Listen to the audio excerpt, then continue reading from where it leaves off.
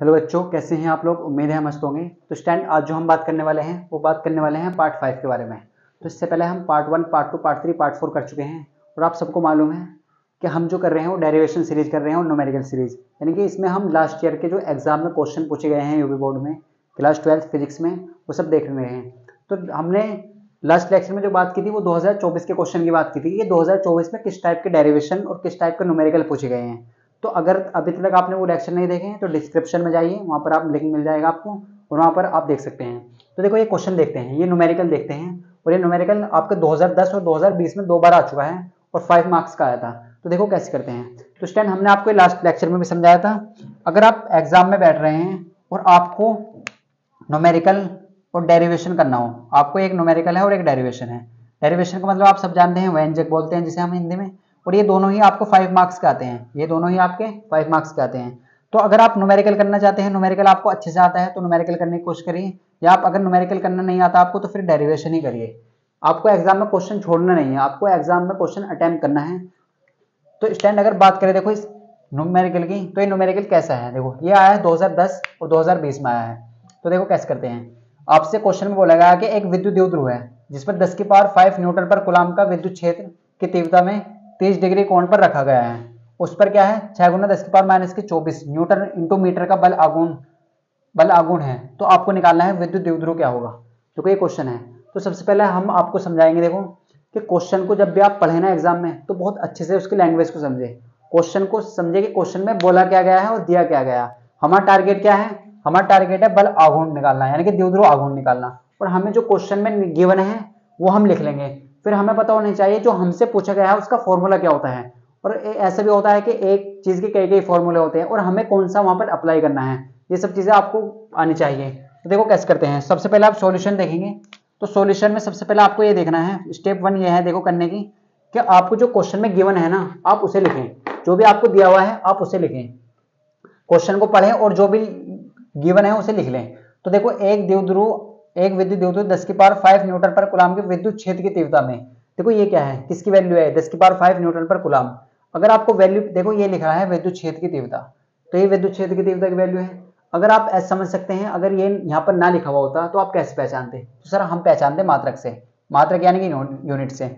और आप सबको मालूम है कि न्यूटन पर कूलम्ब किसका मात्रक होता है, ये होता है विद्युत क्षेत्र की तीव्रता का। और विद्युत क्षेत्र की तीव्रता को कैसे रिप्रेजेंट करते हैं, कैपिटल ई से रिप्रेजेंट करते हैं। अब देखो जो ई के है ना वो 2 मात्रक होते हैं, ई के क्या होते हैं, 2 मात्रक होते हैं, न्यूटन पर कूलम्ब या फिर आपको मिल सकता है वोल्ट पर मीटर। ये दोनों ही आपको लिखने याद होने चाहिए। ई के कितने मात्रक होते हैं, 2, न्यूटन पर कूलम्ब और वोल्ट पर मीटर। ये दोनों मात्रक किसके हैं, विद्युत क्षेत्र की तीव्रता के। और ये एग्जाम में आपके 2024 में पूछे गए हैं, तो आपको पता होनी चाहिए, वैल्यू पहचानने में भी काम आएगा और डायरेक्ट भी आ सकता है। तो हमें पता है सर ये किसकी वैल्यू है, हमें जो क्वेश्चन में गिवन है हम उसे लिखेंगे पहले। तो गिवन क्या है, क्या दिया है हमें, देखो हमें दिया है ई का मान। तो ई का मान कितना है सर, 10 की पावर 5 न्यूटन पर कूलम्ब। बिल्कुल सर। अब आगे बढ़िए, आगे क्या कह रहा है, विद्युत क्षेत्र की तीव्रता में 30 डिग्री के कोण पर। तो एंगल को कैसे दिखाते हैं, कोण को इसे दिखाते हैं सर थीटा से। वो कितना है, 30 डिग्री। देखो एंगल तो आप आसानी के साथ पहचान सकते हैं, वो कितना है, 30 डिग्री। आगे बढ़िए, उस पर 6 गुना 10 की पावर माइनस की 24 न्यूटन पर into metre, newton into metre का बल आघूर्ण। बल आघूर्ण को कैसे दिखाते हैं, टो से। बल आघूर्ण क्या होता है, टो। या आप बल आघूर्ण से ऐसे ना पहचानना चाहते तो मात्रक से पहचान सकते हैं। न्यूटन इंटू मीटर किसका मात्रक होता है, बल आघूर्ण का। और बल आघूर्ण को दिखाते हैं सर टो से।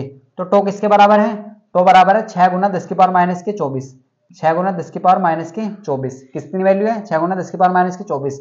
और मात्रक क्या है, न्यूटन इंटू मीटर। क्या है सर, न्यूटन इंटू मीटर। अब आगे क्या कह रहा है कि विद्युत द्विध्रुव की गणना करनी है। तो विद्युत द्विध्रुव होता है बेटा पी। क्या होता है, पी होता है। क्या होता है स्टूडेंट, पी होता है। तो आपको पी की वैल्यू निकालनी है। अब आपने पी का फॉर्मूला क्या पढ़े हैं सर, अब देखो फॉर्मूला कैसे अप्लाई करते हैं ये हम आपको सिखाएंगे। सर विद्युत द्विध्रुव के हमने 2 फॉर्मूले पढ़े हैं। एक फॉर्मूला हमने पढ़ा है सर पी बराबर क्यू इंटू 12, ये होता है विद्युत द्विध्रुव का फॉर्मूला। जो एक फॉर्मूला आपने पढ़ा है ये पढ़ा है P बराबर Q इंटू 12। क्या ये अप्लाई कर सकते हैं यहाँ पर, तो आप कहेंगे सर बिल्कुल नहीं कर सकते। क्यों नहीं कर सकते, देखो क्वेश्चन में आपको कहीं पर भी Q का मान गिवन है, आवेश गिवन है, तो आप कहेंगे सर नहीं। आपको लंबाई यानी कि डिस्टेंस गिवन है तो आप कहेंगे सर नहीं। तो इसका मतलब ये हम अप्लाई कर ही नहीं सकते। तो अब हम अप्लाई कौन से करेंगे, तो देखो आपको क्वेश्चन में आप पीछे जाएंगे, क्वेश्चन में देखेंगे कि आपको दिया क्या है उसके अकॉर्डिंग देखेंगे।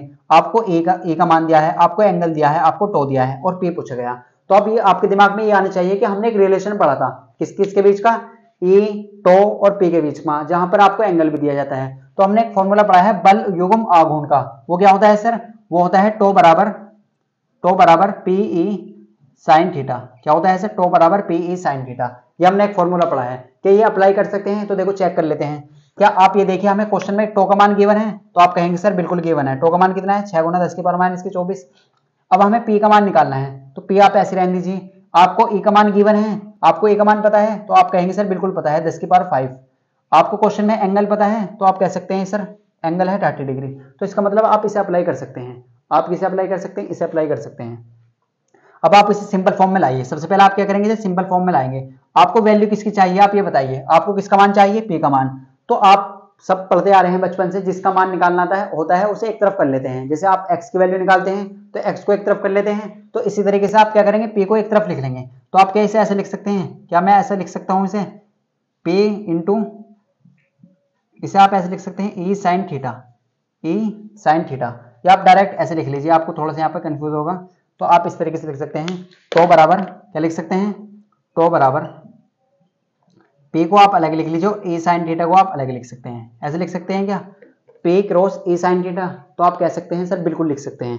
अब आपको वैल्यू किसकी चाहिए, आपको वैल्यू चाहिए P की, और जिसकी वैल्यू चाहिए ना आपको, उसे एक तरफ रहने दीजिए, उसे आप एक तरफ लिख लीजिए। और यहाँ पर काय का साइन है, इक्वल का। अब आप सबको मालूम है ये काय में है, सब चीजें मल्टीप्लाई में है। और जो मल्टीप्लाई की चीजें हैं वो कहाँ जाएगी, वो डिवाइड में आ जाएगी। वो कहाँ जाएगी, सब टो के नीचे आ जाएगी। वो कहाँ जाएगी, टो के नीचे आ जाएंगे। देखो इससे आपकी कैलकुलेशन आसान हो जाएगी, थोड़ी सी आपकी गलती होने के चांस कम है। यहाँ पर आपको क्या है, यहाँ पर गलती होने के चांस क्या है, तो P के बराबर क्या हो सके है। अब आप इस तरीके से लिख सकते हैं, जो P है वो किसके बराबर आ चुका है sir, tau upon E sine theta के बराबर आ चुका है। Tau upon E sine theta के बराबर आ चुका है। बिल्कुल सर, किसके बराबर आ चुका है, टो, P बराबर tau upon E sine theta. अब आप इसकी वैल्यू लिख सकते हैं। तो P बराबर क्या है, टो का मान कितना है क्वेश्चन में, 6 गुना 10 की पावर माइनस की 24। देखो जब कैलकुलेशन करें तो बहुत ध्यान से देखें, पावर माइनस की है तो माइनस लगाए, प्लस है तो प्लस लगाए। तो यानी आपकी गलती हो सकने के चांस है यहाँ पर। अगर आप मिस्टेक कर देते हैं तो आंसर गलत आएगा। अब नीचे क्या है, ई का मान कितना है क्वेश्चन में, 10 की पावर 5। कितना है, 10 की पावर 5। तो 10 की पावर 5 है, बिल्कुल सर।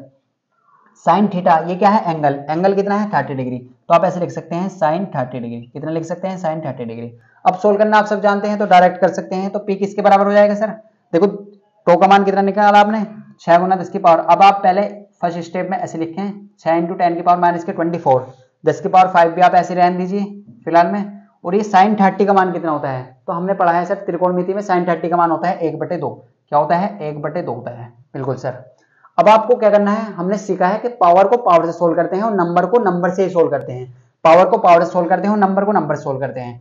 तो हमने एक चीज देखी थी, अगर हम इस पावर को ऊपर ले जाएं, इस पावर को हम ऊपर ले जाएं, इस पावर को कहां ले जाएं, ऊपर ले जाएं, क्योंकि पावर से पावर सोल्व होगी, ये आपको मालूम है। अगर हम इस पावर को ऊपर ले जाते हैं तो ये काय की हो जाएगी सर, ये हो जाएगी माइनस की। ये क्या हो जाएगी, माइनस की। तो देखो 6 गुना 10 की पावर 24 तो पहले ही है ऑलरेडी यहाँ पर। और ये 10 की पावर प्लस की 5 है ना नीचे, वो ऊपर जाके काय हो जाएगी, माइनस की पावर हो जाएगी। देखो अगर आप किसी पावर को नीचे से ऊपर ले आते हैं तो साइन चेंज हो जाएगा। अगर वो प्लस की है तो माइनस की हो जाएगी, अगर ये पावर माइनस की होती तो काय की हो जाती, प्लस की हो जाती। तो ये प्लस की है तो ऊपर जाके काय की होगी, माइनस की होगी। और नीचे क्या बचा, केवल 1/2। क्या बच रहा है, 1/2। तो बिल्कुल आपको यहाँ पर क्लियर हो चुका होगा। अब देखो दोनों के आधार सेम है, तो पावर को पावर से सोल्व करना है। तो P बराबर 6 ऐसे रहने दीजिए। पहला पावर को सोल्व करने की कोशिश करिए। देखो ये माइनस की 24 है और ये 10 की 5 है। 10 की पावर कितनी है, माइनस के 5।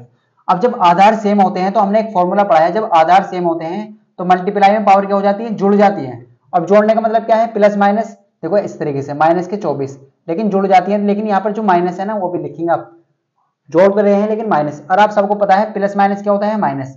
तो ये कितनी हो जाएगी, 24 माइनस प्लस माइनस माइनस, तो 29 हो जाएगी। कितनी हो जाएगी, 29। अब आप आगे जितने भी क्वेश्चन करेंगे तो आप डायरेक्ट लिखेंगे। देखो अगर माइनस की है, माइनस माइनस की, तो जब भी जोड़ दीजिए तो निशान साइन माइनस का आएगा। 24 और 5 29। अगर दोनों प्लस की होती जब भी 29 होती, तो आपको याद रखना है डायरेक्ट जोड़ लेना है। तो 10 की पावर कितनी हो जाएगी, माइनस के 29। कितनी हो जाएगी, माइनस के 29। और ये कितना है, 1/2।